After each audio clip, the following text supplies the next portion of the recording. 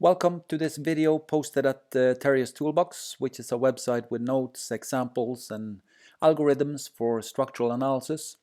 Please visit terje.civil.ubc.ca for more videos and relevant material. In this video, I'd like to demonstrate Mohr's circle and stress transformations. So then what I'd like to do is to first go to the mechanics page of my website.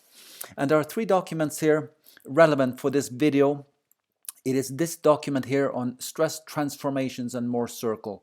It is this Mohr's circle for a beam document, which is sitting on the right hand side here, and then there's a visualizer of stress transformations and in essence Mohr's circle that I created in Mathematica.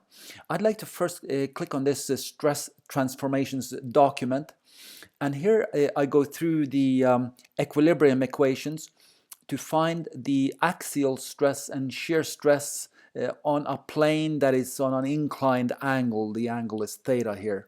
By setting up the equilibrium equations, I get expressions here for sigma and theta. I like to keep in mind these two equations because those are the ones that I actually implement in my visualizer.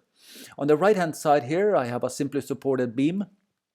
And I'd like to now show you how I visualize the content in this document here in a Mathematica visualization.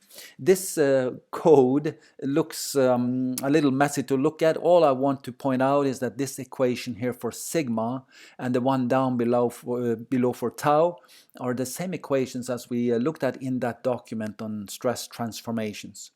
I will go to evaluate notebook just so that I execute the code that we're looking at, and this looks a little better, more visually appealing. What I have here is a drawing of the beam, the simply supported beam that is sitting out here on the right hand side. In fact, if I scroll up, I want to see that the length is 5 meters, Q, the distributed load is 10, etc. Those are values that you see, bit small font here, but you see them on the right hand side. So back to this visualizer where the point here in solid black that you see here, I can govern where that point is by sliders at the top. The x coordinate and the y coordinate of that point I can determine. I can also set the angle theta, which will be the orientation of the coordinate system at that point, and down below I have the stresses as I rotate that coordinate system, again by sliding the theta axis here. First, what I'd like to do is to compare this point here with what's going on in this document on Mohr's circle for a beam.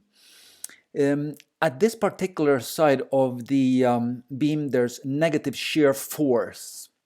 As I talk about, at least via a text-to-speech tool, as I talk about in another video, the shear stress is actually positive in that situation.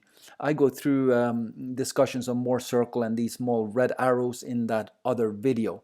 But what I would then point out is that the red line here in my visualizer, that's the value of, or at least proportional to the value of the shear stress. Positive shear stress means that this red line is outside of the black square that is the sort of the material particle or the orientation of the coordinate system. So positive shear is outside. At that point in the beam here, there's also compression. Up here there's compression, axial stress. Compression means the blue line is inside this black square. So again, the blue line is axial stress and the red line is shear stress, and negative means the lines are inside the red square. I'd like to now try to rotate this beam element or the coordinate system in my visualizer and try to see if I can replicate these kind of principal stresses, the locations where there's zero shear. Here's the tau axis in Mohr's circle where there's zero shear. So I'll try to rotate this, I'll try to slide the theta axis a little bit, and my objective here now, you can see how the stresses vary. My objective is to stop just there where there's zero shear stress. So now the red line is coinciding with this black square, that means there is zero shear stress.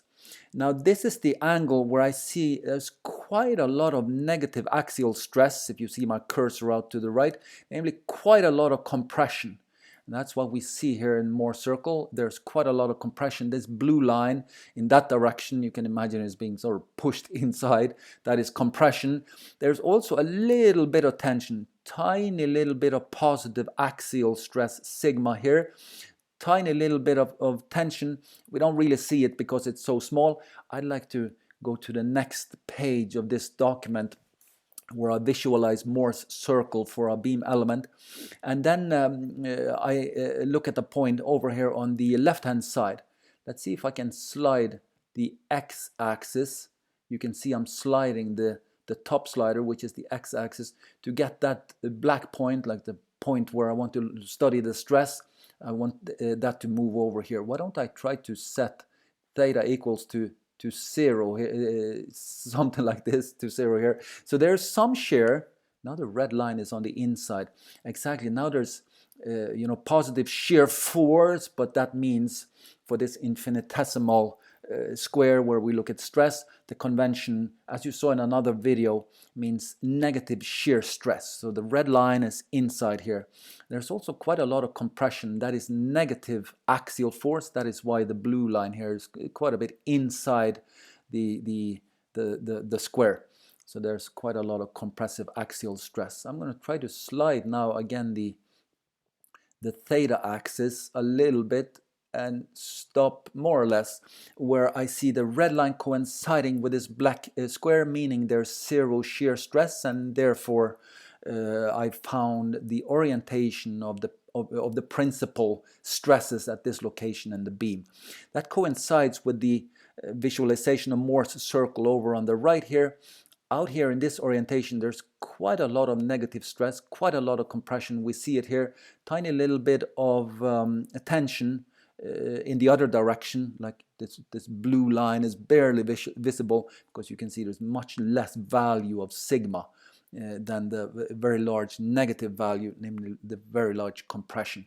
I will now start sliding the y-axis. Namely, I'll move the point. I hope you see the black dot is moving down to the bottom where there's tensile stress. Does that make sense? Is that reflected in my visualization here? Yeah, when I go to 0 theta, when I look at the coordinate stresses and the x and y directions, yeah, there's quite a lot of tension, axial stress. That blue line is axial stress. It's now outside. Tension is positive, so that makes sense. We're still in this region on the left-hand side here where the shear stress is negative, so the red line is inside. And I try to go through the same exercise again. If I can slide this theta axis, yeah, more or less like this, until I see if I can find it on Mohr circle here, until I get this orientation where there's quite a lot of positive sigma axial stress in this orientation, quite a lot of tension. Yeah, that's reflected here. You can see the blue line is now outside of the black squares. There's quite a lot of tension, quite a lot of positive axial stress in that orientation. Tiny little bit of compression. We don't see it here because it's so small, and that you can see also here it's barely any negative value of sigma, the axial stress here. Finally, I'd like to slide the x-axis over to the other side. You see the black point, the point at which we are studying stress is now over here.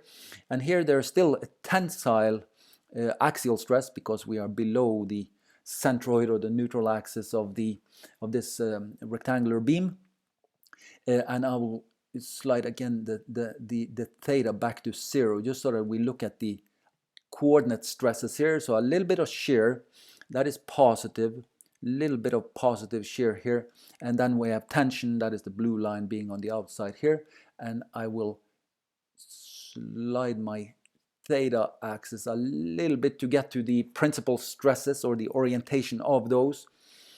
And I have then now 0 shear stress here. I have a look and I see it should be reflected now in my visualizer. Quite a lot of positive sigma, quite a lot of axial stress that is positive in tension here. That's exactly what we see in this visualizer. So with that, I encourage you to go to terje.civil.ubc.ca for more information. See you in other videos.